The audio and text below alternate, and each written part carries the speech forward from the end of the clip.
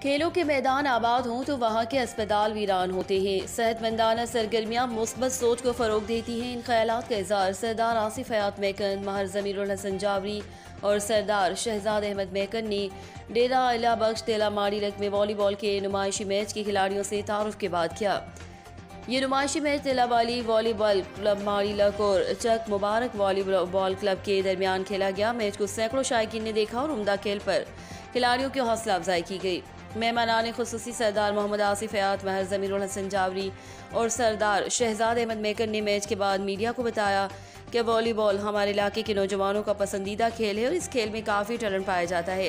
हुकूमत नौजवानों की हौसला अफजाई करे और मौका फराहम करे तो कौमी वॉलीबॉल टीम के लिए अच्छे खिलाड़ी सामने आ सकते हैं।